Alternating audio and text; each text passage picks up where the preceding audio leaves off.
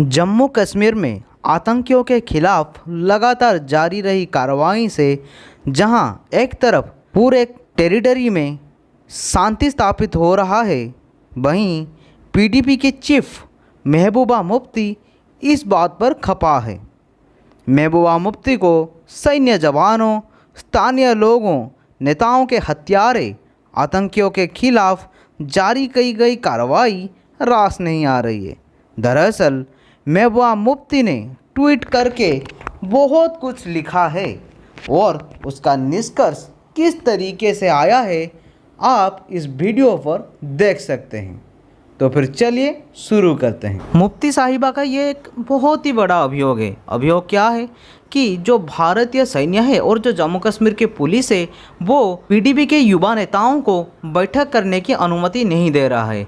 और इससे क्या हो रहा है? इससे ये हो रहा है कि जो पीडीपी के युवा वर्ग जो राजनीति में आना चाहते हैं वो नहीं आ पा रहे हैं। और इसके द्वारा क्या हो रहा है कि कश्मीर के जो युवाएँ जो राजनीति में आने की आग्रह रखते हैं उनके ही इच्छा मर जा रहे हैं और इसीलिए वो पीछे रह जा रहे हैं। मुफ्ती जी से मैं ये पूछना चाहता हूँ कि प्रिय मुफ्ती साहिबा, जब कश्मीर में 370 लगा हुआ था तो फिर कितने कश्मीर के युवाओं को राजनीति में आने का सौभाग्य मिल रहा था?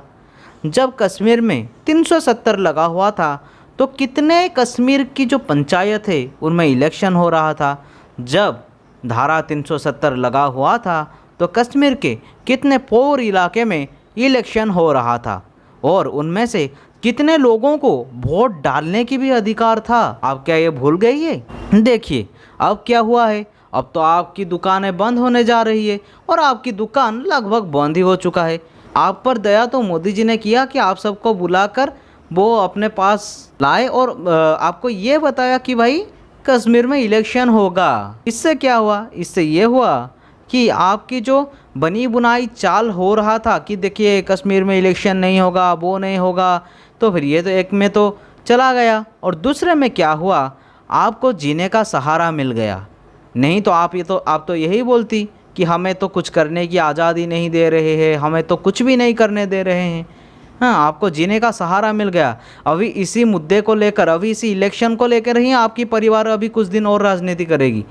अगर मुद्दा आपको नहीं मिलता, अगर आपको इलेक्शन में भाग लेने का चांस नहीं मिलता तो फिर शायद आपकी परिवार की सत्ता कहाँ होती, ये भी अभी एक प्रश्नवाची है। अपने इतिहास में जो सारा पाप किए हैं उसको थोड़ा सा याद कीजिए। आपने जो कश्मीरी पंडितों के साथ किया है उसको थोड़ा सा याद कीजिए। आपने रोहिंग्या मुसलमानों को अपने सरजमीन पर बिठाकर जो पाप किया है उसको थोड़ा सा याद कीजिए। आपने पाकिस्तानियों से पैसा लेकर पाप किया है उसको थोड़ा सा याद कीजिए। आपने जो हुर्रियत नेताओं को वहाँ पर पनाह देकर उनको सपोर्ट कर रही है और वो जो पाप आपने किया है उसको थोड़ा सा याद कीजिए। आपने जो मुल्लों को वहाँ पर पाल रखा है और जो कि जिहादी पैदा कर रहे हैं, तो आप ज़रा उस पाप को याद कीजिए, क्योंकि पाप को याद रखना ज़रूरी है।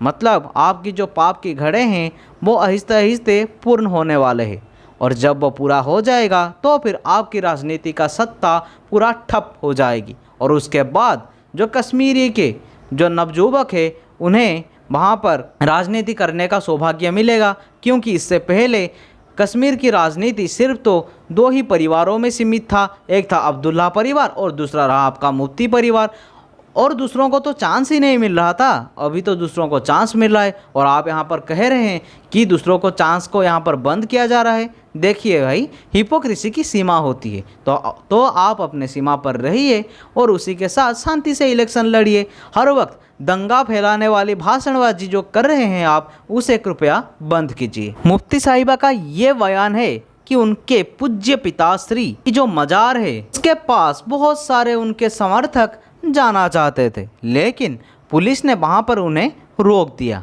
देखिए, ये तो किसी सभी का प्रॉपर्टी नहीं है, तो फिर अगर वो जाना चाहते थे और ये पुलिस का इच्छा हुआ उन्हें रोकना, तो फिर तो वो रोक ही लेंगे, क्योंकि अभी कोविड के जो सिलसिले चल रहे हैं तो फिर इतने लोगों को तो वहाँ पर अलाउ नहीं किया जा सकता।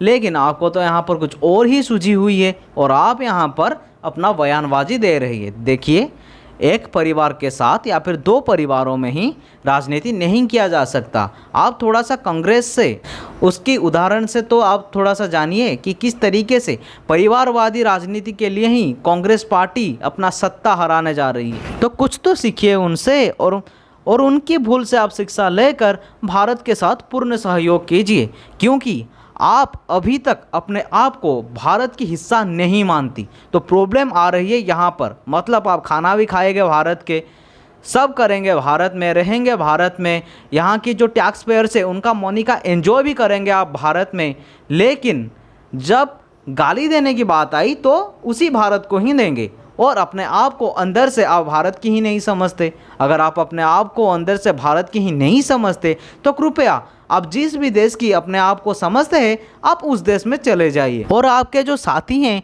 उस देश में आपकी तो पूरा प्रतीक्षा करके रह रहे हैं, क्योंकि आप उनके नज़रों में बहुत ही एक बड़ी मान्यता का अधिकारी है।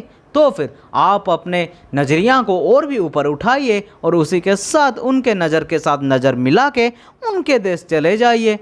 क्यों यहाँ पर पढ़ रहे और क्यों यहाँ पर इस तरीके की हर महीने हर हफ्ता यहाँ पर आप रोना रो रहे हो? हिपोक्रेसी की भी सीमा होती है। आप यहाँ पर कह रहे हैं कि आपके पिताश्री के मज़ार के पास लोगों को जाने की अनुमति नहीं मिला। तो क्वेश्चन ये आता है कि जब कश्मीरी पंडितों को भगा दिया गया था, तो फिर जब वो अभी अपने जो घर है वहाँ पर वो थोड़ा सा घूमने भी जा रहे हैं, तो फिर उन्हें वहाँ पर क्यों नहीं आप अलाउ कर रहे हैं? क्या ये हिपोक्रेसी आपकी नहीं है? क्या यहाँ पर आपकी इक्वालिटी फ्रिज में रखा हुआ है? तो फिर कृपा करके थोड़ा सा फ्रिज का डोर ओपन कीजिए और इक्वालिटी को बाहर लाइए, क्योंकि हर वक्त देश की राजनीति एक संप्रदाय के तौर तरीके से नहीं चल सकता।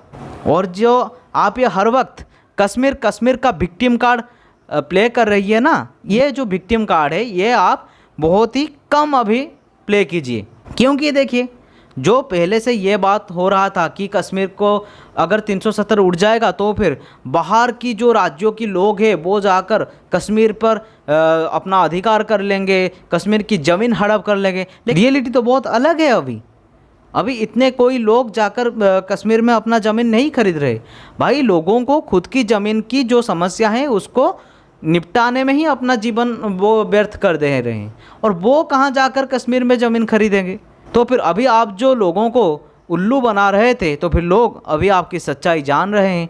तो फिर जब लोग आपकी सच्चाई जान रहे हैं तो फिर आपकी फट रही है, और आगे या जो इलेक्शन होगा वहाँ पर शायद आपकी सत्ता आएगी या फिर नहीं आएगी। इसीलिए सिर्फ इसीलिए ही आप इस तरीके की राजनीति कर रही है। तो कृपा करके थोड़ा सा निजी स्वार्थ से ऊपर उठकर देश प्रेम की स्वार्थ पर आइए। छोड़िए मैं भी ये किसके बारे में बात कर रहा हूँ कि देश प्रेम के बारे में वो सोचेंगी, लेकिन जिस देश की अन्न खा रही है उस देश का तो थोड़ा सा नाम गाइए। नहीं तो अगर आपको किसी दूसरे की देश की अन्न प्यारी है तो कृपा करके उनकी नागरिकता ले लीजिए। हमारे देश में कश्मीरी युवकों में बहुत सारे संभावनाएं हैं, और अगर आप यहाँ से चली जाएगी तो ज़रूर ही कश्मीर के नवयुवक नवयुवतियाँ राजनीति पर आकर अपना परचम लहराएंगे। तो कृपा करके आप अपना सांप्रदायिकवाद की जो राजनीति आप कर रही है उसको आप बंद कीजिए।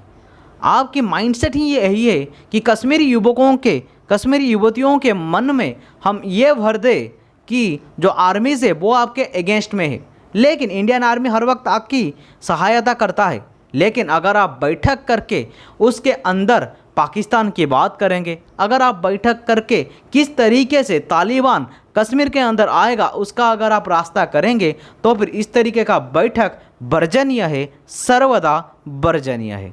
आप यहाँ पर खुद पढ़ सकती है महबूबा मुफ्ती की ट्वीट।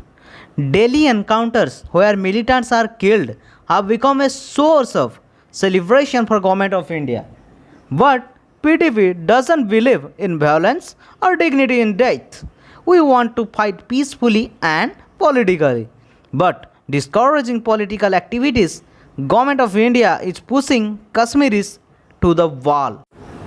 मतलब कुछ भी, मतलब आप वहाँ की जो मिलिटेंट्स है आतंकवादियों को आपकी हीरो आप बता रही है। मतलब अगर आतंकवादियों को मारे तो फिर ये जश्न बनाने की बात नहीं है। जो आतंकवादी आकर भारत के अंदर इन्फिल्ट्रेट करके भारत की सरजमी में भारत की जातीय प्रॉपर्टी को हड़पने की कोशिश कर रहे हैं, भारत की जातीय प्रॉपर्टी को तोड़ने की कोशिश कर रहे हैं, भारतीयों को मारने की साजिश रच रही है, भारत की आर्मी को क्षति पहुंचाने की कोशिश कर रही है, आप उन्हें अपना हीरो बता रही है। आपको ये दुख हो रहा है कि हमारे जवान उन्हें मार दे रहे हैं, लेकिन आपको ये नहीं दुख होता कि जब हमारे इतने सैन्य मारे जाते हैं इन सारे मिलिटेंट्स के द्वारा, तब आपको दुख नहीं होते। लेकिन अभी आपको दुख हो रहा है कि वो जो मिलिटेंट्स है वो मर गए। वाह, क्या बात है। अगर आपको पीसफुली और पॉलिटिकली ही फाइट करना है तो फिर आइए देश की राजनीति में सक्रियता के रूप से भाग लीजिए। जो सांप्रदायिकता और राज्य की जो राजनीति में आप खेल रच रही है उसको बंद कीजिए, क्योंकि अभी देश बदल रहा है और उसी के साथ आप ये देखते रहिए 2030 के अंदर जो पाकिस्तान के अधिकृत कश्मीर है वो भारत के अधिकार में आ जाएगा। ये मेरा खुला चिट्ठा है आपसे, और तभी आप अपना गद्दी को सजाड़ के रखिएगा, क्योंकि तभी आपके गद्दी पर आप नहीं कोई और बैठा होगा। तो रहता हूँ, जय हिंद।